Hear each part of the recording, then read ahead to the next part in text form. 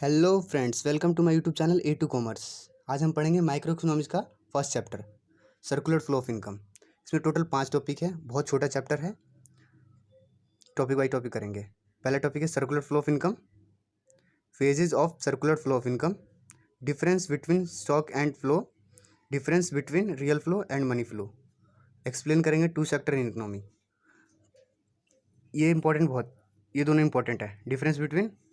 Difference between stock and flow और difference between real and money flow, ये दोनों बहुत इंपॉर्टेंट है, पेपर में अक्सर पूछाता है। हम फर्स्ट करेंगे सर्कुलर फ्लो ऑफ इनकम, इसकी डिफिनेशन बताएंगे। सर्कुलर फ्लो ऑफ इनकम होता क्या है?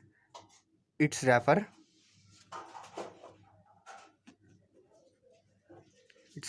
Two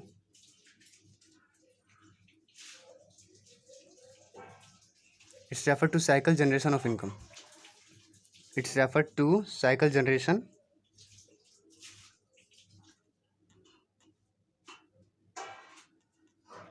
of income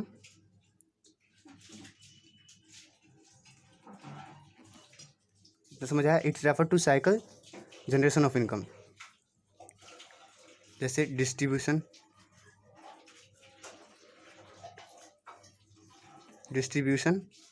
and consumption expenditure.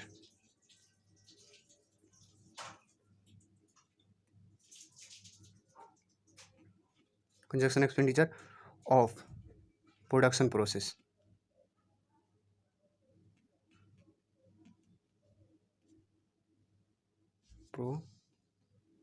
Process ठीक है। इसको एक बार दोबारा बताता हूँ, रिपीट कर रहा हूँ। सर्कुलर फ्लो ऑफ इनकम होता क्या है? It's refers to cycle generation of income. पहले हम इनकम को जनरेट करते हैं, उसको डिस्ट्रीब्यूट बांटते हैं, खर्चा करते हैं, किस में? कंजप्शन के रूप में, एक्सपेंडिचर प्रोडक्शन प्रोसेस में। ठीक है, इनकम जनरेट करते हैं, फिर उसको डिस्ट्रीब्यूट करते हैं, कंजन सब कर देते हैं। अब आता है अपना सेकंड टॉपिक। सेकंड टॉपिक क्या है? Phases of circular flow of income. Black pen से लिख लेते हैं क्योंकि देखने में अच्छा लगे।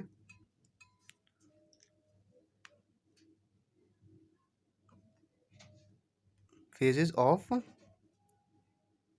Circular flow of income.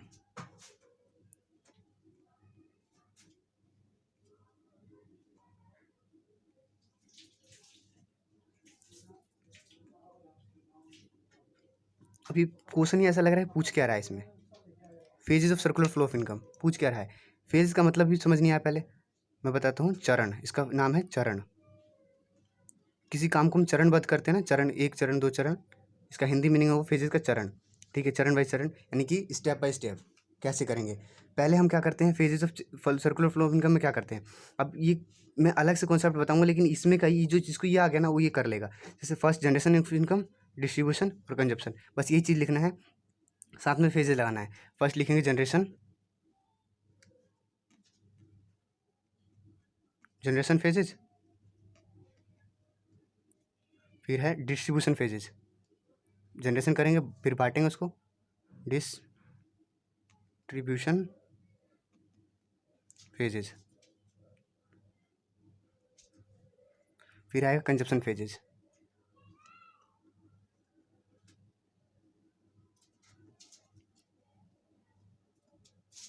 Consumption phases, अब इन स्किल की सहायता से इसको आपको बना के दिखलाएंगे कैसे काम करता है ये। जनरेशन फेजेज है, इसमें डिस्ट्रीब्यूशन फेजेज पे जाएगा। ये जनरेशन करके डिस्ट्रीब्यूट करते हैं, फिर डिस्ट्रीब्यूशन फेजेज पे कंजप्शन फेजेज पे जाएगा। ये इसको खर्चा करेंगे, किसके रूप में? कंजप्शन के रूप में। कंजप्शन के रूप में खर्चा करेंगे, फिर कंजप्शन फेजेज पे वापस हम किस पे खर्चा करेंगे? जनरेशन पे। यानी कि वापस मिला जुला के सारा बात जनरेशन फेजेस पे ख़त्म हो जाता है। जनरेशन फेज से मिलता है, फिर उसको हमारे वापस जनरेशन फेज पे चल जाता है। ये इसका चक्र है, साइकिल जनरेशन इसको कहते हैं। ये बिल्कुल सेम यही है, आप देखें, बस इसको याद कर लो, ये अपने आप हो जाएगा। First generation phases, distribution phases और कंजप्शन फेजेस, ये बस घूमने वाला है, चरणबद्ध यही है, इसके साथ ये घूम रहा है। ठीक है, ठीक। आई होप आपको समझ आया होगा। अब हम चलते हैं नेक्स्ट टॉपिक पे। हमारा नेक्स्ट टॉपिक है third topic, difference between stock and money flow. ये इंपॉर्टेंट है, इसको याद कर लेना, वेरी इंपॉर्टेंट है ये। ठीक है, हम लिखते हैं difference between stock and flow. अब स्टॉक क्या होता है? स्टॉक इसको पॉइंट वाइज लिखेंगे, इसमें टोटल 3 पॉइंट है। और एग्जाम्पल थोड़े बड़े लिखेंगे क्योंकि 4 नंबर का आता है, पूरे नंबर मिले आपको, 4 से 3 नंबर का आता है वैसे क्वेश्चन ये। फर्स्ट है अपना it is major MUS major point of time. इसको पॉइंट ऑफ टाइम में ना, बस इतना याद रखना, पॉइंट ऑफ टाइम, कि दोनों में डिफरेंस यही होगा। It's major point of time और इसको major period of, it's major period of time. इसमें दो ही डिफरेंस है बस, मेजर पीरियड ऑफ टाइम और पॉइंट ऑफ टाइम, दो चीज़ याद रखना है, इधर पॉइंट ऑफ टाइम उधर पीरियड ऑफ टाइम, आर है, ठीक है। सेकंड अपना इट, इसके पास टाइम डायमेंशन नहीं होता ये, it has not time dimension थोड़ा बड़ा है इसलिए नीचे लिखेंगे हम, it has not time dimension, it has time dimension, इसके पास टाइम डायमेंशन होता है, टाइम डायमेंशन नहीं होता है। थर्ड पॉइंट है अपना, थर्ड पॉइंट है इसमें इट इज, थर्ड पॉइंट है अपना इट इज स्टैटिक हो गया, static concepts, it is static concepts, और इट इज, ये डायनामिक कॉन्सेप्ट होता है, इट इज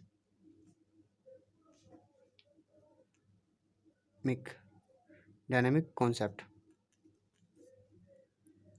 कॉन्सेप्ट्स। अब इसमें ना एग्जाम्पल थोड़े बड़े बड़े लिखेंगे ताकि टीचर को देखने में अच्छा लगे और नंबर ज़्यादा मिले। एग्जाम्पल हम ब्लैक पेन से लिखते हैं ताकि ठीक लगे। एग्जाम्पल इसमें एटलीस्ट हम दो एग्जाम्पल दोनों में लिखेंगे, थोड़े बड़े बड़े। अब हम पहले लिखते हैं car manufacture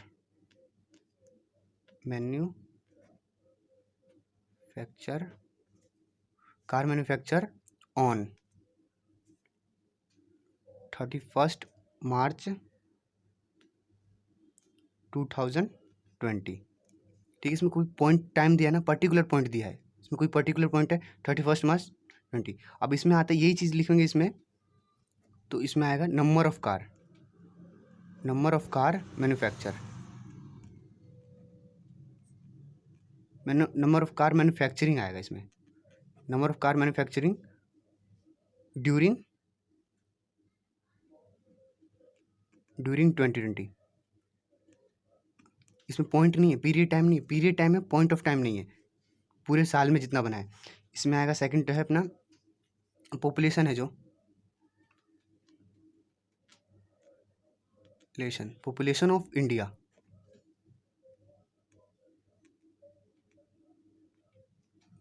India, INDA, population of India as on 1